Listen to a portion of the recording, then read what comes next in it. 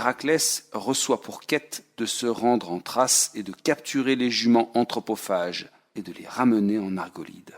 Si Eurysthée envoie Héraclès lutter contre Diomède, c'est sûrement que le roi de l'Argolide a quelque visée sur le royaume de Thrace. Quitte à nuire à Héraclès en lui imposant d'impossibles défis, autant que ceci lui rapporte. Il faut dire que Diomède dispose d'une solide armée, d'une garde faite des puissants bistones. Eurysthée conseille ainsi, cette fois-ci, à Héraclès de se faire aider d'une petite troupe. Héraclès ne se le fait pas répéter 2 fois. Il rassemble donc quelques hommes et les fait embarquer dans une galère qui se dirige vers la Thrace. Héraclès, pour sa part, très sensible au mal de mer, préfère se rendre auprès de Diomède à pied, par la terre ferme. Le voyage risque d'être long.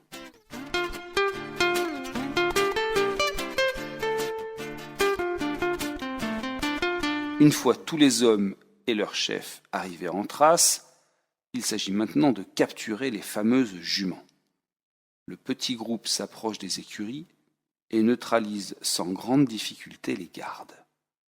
Les 4 juments sont capturés rapidement, puis entraînés vers le rivage pour être bientôt chargés sur le bateau.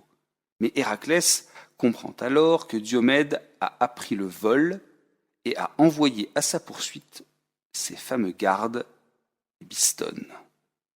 Héraclès laisse les juments sous la garde d'un de ses plus fidèles compagnons, le fils du dieu Hermès, Abdère, mais alors qu'Héraclès combat les bistones, Abdère est dévoré par les juments.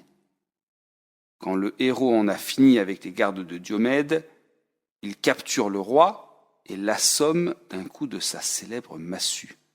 Héraclès apprend que son ami a été dévoré par les juments.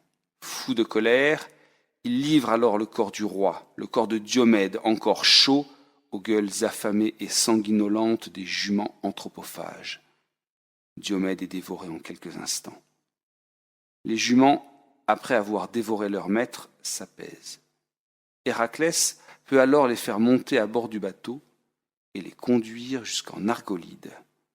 Eurysthée, toujours aussi peu téméraire, refuse de garder les juments dont la réputation n'est plus à faire. Aussi, il les laisse divaguer dans les campagnes environnantes. Celles-ci vont finalement sur les contreforts du mont Olympe. Il se dit que bientôt, des bêtes sauvages les dévoreront.